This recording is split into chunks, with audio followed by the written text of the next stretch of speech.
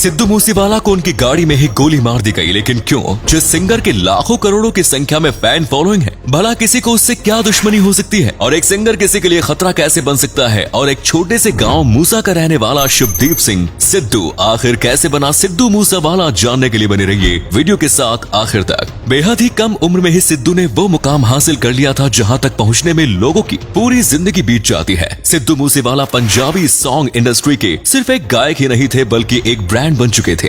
उनके fans social media के जरिए अपनी श्रद्धांजलि दे रहे हैं और उनके गाने भी लगातार पोस्ट कर रहे हैं। सिद्धू मूसेवाला के लिए यहाँ तक का सफर आसान नहीं रहा। उन्होंने अपनी जिंदगी में कई उतार चढ़ाव झेले। एक समय ऐसा भी था जब वे होटलों में बर्तन मांजा करते थे और स्टाफ के लोग उन्हीं के गानों पर झूमकर मौज मस्ती किया करते थे। सिद्धू मूसेवाला न सिर्फ एक गायक थे, बल्कि एक बिजनेसमैन और एक राजनेता भी थे। उनकी हत्या से एक दिन पहले ही पंजाब सरकार ने उनकी सिक्योरिटी में कटौती की। आज के इस वीडियो में हम आपको सिद्धू मूसेवाला की पूरी बायोग्राफी बताएंगे और साथ ही उनकी लाइफ से जुड़ी कई ऐसी बातें बताएंगे आपको जो आपने पहले कभी नहीं सुनी होंगी। अगर आप भी सिद्धू मूसेवाला के फैन हैं और उनके गानों को पसंद करते हैं तो अंत तक ये वीडियो जरूर देखिए। सिद्धू मूसेवाला को पंजाब सरकार की ओर से 4 कमांडो सुरक्षा के तौर पर प्रदान किए हुए थे, लेकिन 28 मई को सरकार ने उनकी सुरक्षा में कटौती करते हुए 2 कमांडो कम कर दिए थे। 29 मई की शाम 4:30 बजे वे बिना कमांडो के लिए घर से बाहर निकले और 1 घंटे बाद लगभग 5:30 बजे उनकी गाड़ी पर 30 राउंड फायरिंग कर दी गई। इस दौरान सिद्धू मूसेवाला की मौत हो गई और उनके 3 साथी गंभीर रूप से घायल हो गए।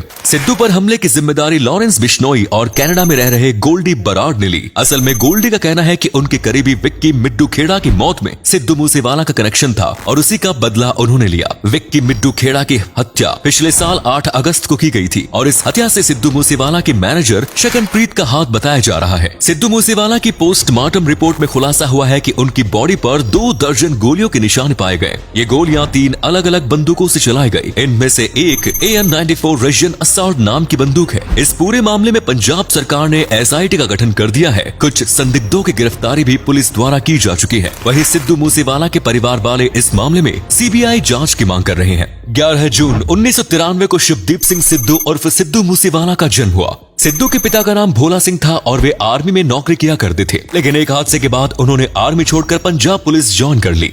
वहीं सिद्धू की मां चरण कौर सिद्धू गांव के सरपंच रही हैं। सभी माता पिता की तरह सिद्धू के माता पिता भी चाहते थे कि वो पहले अपनी पढ़ाई अच्छे से पूरी करे और बाद में वो लाइफ में जो करना चाहता है वो कर सके।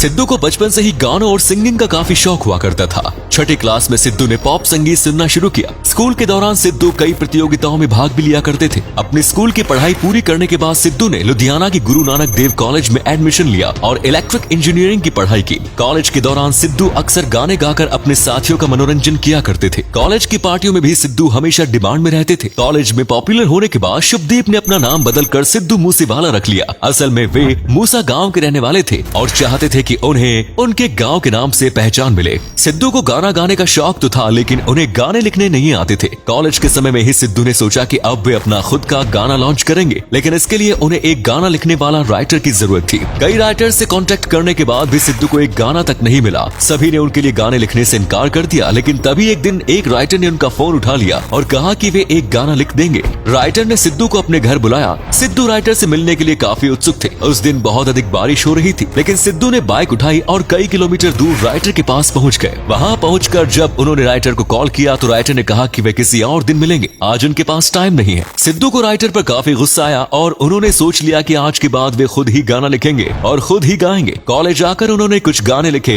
उनका लिखा पहला सॉन्ग लाइसेंस को निंजा ये रिलीज किया गया। इसके बाद दीप सांडू, करण ओजला सहित कुछ और सिंगर्स के लिए सिद्धू ने गाने लिखे। सिद्धू इसके बाद आगे की पढ़ाई के लिए कनाडा चले गए और वहां पर उन्होंने होटल मैनेजमेंट कोर्स ज्वाइन किया। सिद्धू अपनी ट्रेनिंग के दौरान एक होटल में वेटर का काम किया करते थे और वहां पर बर्तन भी मांजा करते थे। कई बार तो उन्हें बीफ काटने का काम भी सौंप दिया जाता था, लेकिन सिद्धू को बीफ काटना मंजूर नहीं था और उनके दोस्त इस काम में उनकी मदद किया करते थे। एक दिन कुछ नाइजीरिया के लोग उनके लिखे गानों पर थिरक रहे थे। तभी सिद्धू ने कहा कि ये गाना उनके द्वारा ही लिखा गया है। सबको ये बात सुनकर काफी हैरानी हुई। इसके बाद सिद्धू ने कनाडा में ही अपना पहला सॉन्ग जी वैगन लॉन्च किया और अपनी पहली एल्बम PBX1 भी जारी कर दी। इसके बाद एक लाइफस्टाइल गाना भी सिद्धू ने लॉन्च किया और उनके सभी गाने लोगों को काफी पसंद आए। सिद्धू इसके बाद वापस भारत आ गए। 2017 में सिद्धू ने सो हाई गाना लॉन्च किया और इससे उन्हें असली पहचान मिली। इसके बाद सिद्धू ने कभी पीछे मुड़कर नहीं देखा। सिद्धू ने इसके बाद बैक टू बैक हिट गाने दिए, just listen, it's all about you, same beef, Dhaka, self made, ईसा जट्टा, चूजन, सिंधु एंथम जैसे कई गाने गाए और सभी गाने उनके काफी हिट हुए। सिद्धू ने अपना अंतिम सॉन्ग 2 हफ्ते पहले ही जारी किया था जिसका नाम था द लास्ट राइड। इस गाने में सिद्धू जवानी में जनाजा उठने की बात करते हैं, लेकिन कौन जानता था कि सिद्धू का ये गाना बहुत जल्द हकीकत में बदल जाएगा। इतना ही नहीं, सिद्धू का एक गाना था 295 और जिस दिन उनकी हत्या की गई उस दिन की तारीख भी कुछ इसी तरह से 295 हो जाती है। इसके अलावा सिद्धू ने यस आई एम स्टूडेंट और तेरी मेरी जोड़ी जैसे कुछ पंजाबी फिल्मों में भी काम किया है।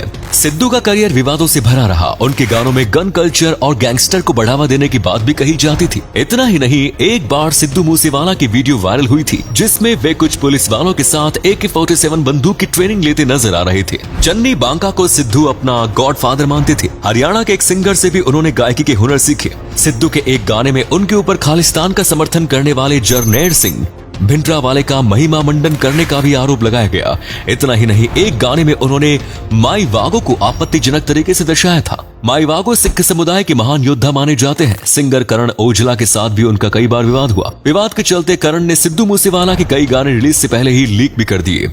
सिद्धू महंगी गाड़ी और आलीशान जिंदगी के शौकीन थे। उनकी कार कलेक्शन में थार के अलावा मर्सिडीज, मस्टैंग, फॉर्च्यूनर और जीप जैसी कई लग्जरी गाड़ियां शामिल थी। मूसा पिंड में उनके पास लाखों रुपए की जमीन थी जहां वे पोल्ट्री फार्मिंग का बिजनेस किया करते थे और उनकी काफी जमीन पर खेती भी की जाती थी। इसके अलावा कनाडा में भी उनके पास कुछ प्रॉपर्टी थी। अपनी वीडियोस के जरिए सिद्धू मूसेवाला हर महीने 35 से 40 लाख रुपए की कमाई किया करते थे और उनकी कुल संपत्ति 30 करोड़ रुपए के लगभग आकी गई। सिद्धू मूसेवाला ने इस साल पंजाब विधानसभा चुनाव में कांग्रेस की टिकट पर मानेसा सीट से चुनाव लड़ा, लेकिन इस चुनाव में आम आदमी पार्टी के उम्मीदवार डॉक्टर विजय सिंगला 63,000 वोटों से विजय हुए। सिद्धू के निधन के बाद उनकी मां ने बताया कि सिद्धू जल्द ही शादी करने वाले थे। उन्होंने एक लड़की भी पसंद कर रखी थी। हालांकि सिद्धू ने किसे पसंद किया था इस बारे में कोई भी जानकारी नहीं मिल पाई है।